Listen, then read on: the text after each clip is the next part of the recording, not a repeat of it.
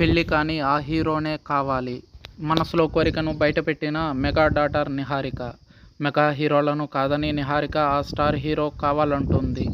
Chance వస్తే ఆయనతో అలాంటి చిత్రాలు చేస్తాను అంటోంది. ఆ కథేమిటో చూద్దాం. నిహారిక మెగా ఫ్యామిలీలో రెబల్ డాటర్ అని చెప్పుకోవాలి. అరడజనుకు పైగా హీరోలున్న ఆ ఫ్యామిలీ నుండి హీరోయిన్ కావాలనే సాహసం ఎవరూ చేయలేదు.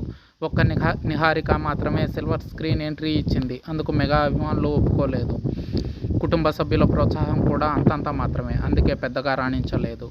ఒక మనసు, హ్యాపీ వెడ్డింగ్, సూర్యకాంతం ఇలా కొన్ని చిత్రాలు చేసినా అవేమీ ఆశించిన స్థాయిలో ఆడలేదు. దాంతో 2020లో వివాహం చేసుకుంది.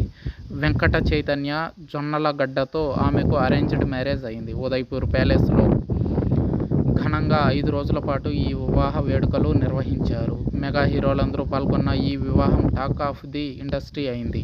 కాగా వెంకట చైతన్య, నిహారిక మధ్య మనస్పర్ధలు తలెత్తిన నేపథ్యంలో విడాకులు తీసుకున్నారు. విడాకుల అనంతరం నిహారిక తన దృష్టి మరలా నటన మీద పెట్టింది. అలాగే నిర్మాతగా కూడా రాణించే ప్రయత్నం చేస్తుంది. కమిటీ కుర్రాళ్ళు టైటిల్తో ఓ విలేజ్ డ్రామాను నిహారిక నిర్మించారు. ఈ చిత్రం ఆగస్టు 9న విడుదల కానుంది. కమిటీ కుర్రాళ్ళు మూవీ ప్రమోషన్స్లో పాల్గొంటున్న నిహారిక పలు విషయాల మీద స్పందించింది. ఓ ఇంటర్వ్యూలో నిహారికను మీకు ఇష్టమైన హీరో ఎవరని యాంకర్ అడిగారు.